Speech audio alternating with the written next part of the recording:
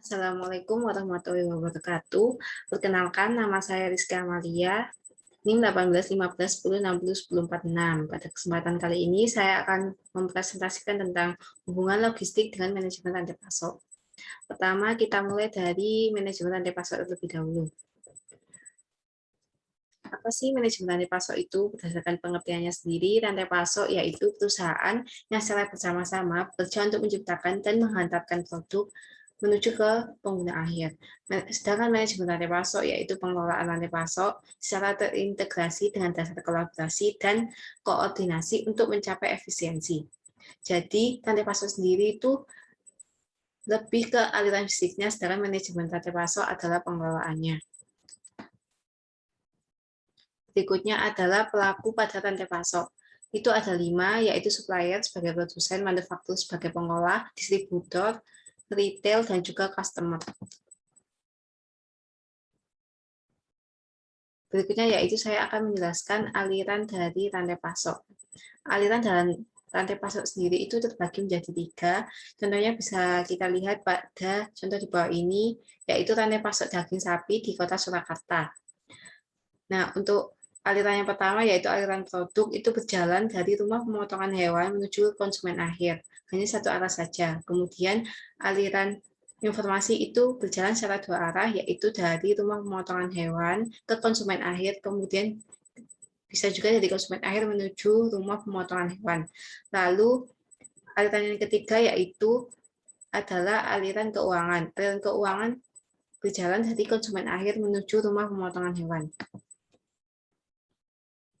Berikutnya saya akan menjelaskan tentang manajemen logistik. Apa sih manajemen logistik itu? Berdasarkan pengertiannya sendiri, manajemen logistik adalah mengatur pengelolaan arus barang dalam perusahaan. Aktivitas perusahaan berperan dalam pemenuhan kebutuhan konsumen melalui proses penyaluran, penyimpanan, pemeliharaan, dan penghapusan yang harus dilakukan secara efektif dan juga efisien. Sedangkan aliran dari manajemen logistik itu hampir sama dengan aliran dari manajemen rantai pasok, yaitu dari bahan baku ke supplier, manufaktur, distributor, retailer, dan juga terakhir menuju ke konsumen. Kemudian, yang terakhir, saya akan menjelaskan tentang persamaan dan juga perbedaan dari manajemen logistik dengan manajemen rantai pasok. Persamaannya sendiri antara lain yaitu tujuan akhirnya itu sama, yaitu produk bisa sampai ke tangan konsumen. Yang kedua, berhubungan dengan arus pengelolaan barang di dalam sebuah aktivitas produksi perusahaan. Kemudian menyangkut pada pembelian, pergerakan, penyimpanan, administrasi, dan distribusi barang. Kemudian meningkatkan efisiensi dan efektivitas dari pengelolaan barang dan juga distribusi barang.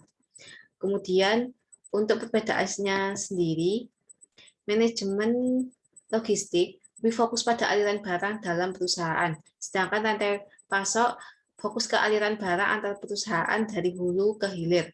Kemudian logistik berorientasi pada perencanaan aliran barang dan informasi melalui perusahaan, sedangkan rantai pasok mengusahakan hubungan dan koordinasi antar proses dari pelaku-pelaku yang ada pada rantai pasok tersebut. Jadi secara garis besar dapat dikatakan logistik itu lebih kepada internal dari perusahaan, sedangkan rantai pasok itu mengarah pada keseluruhan aspek, yaitu dari hulu ke hilir. Jadi, hubungan logistik dengan manajemen rantai pasok yaitu karena manajemen logistik merupakan bagian dari manajemen rantai pasok, maka jika suatu perusahaan menerapkan manajemen logistik pada perusahaannya, maka sebuah pelaksanaan manajemen rantai pasok dapat berjalan dengan lancar. Sekian, terima kasih presentasi dari saya. Mohon maaf jika ada kesalahan kata. Sekian. Assalamualaikum warahmatullahi wabarakatuh.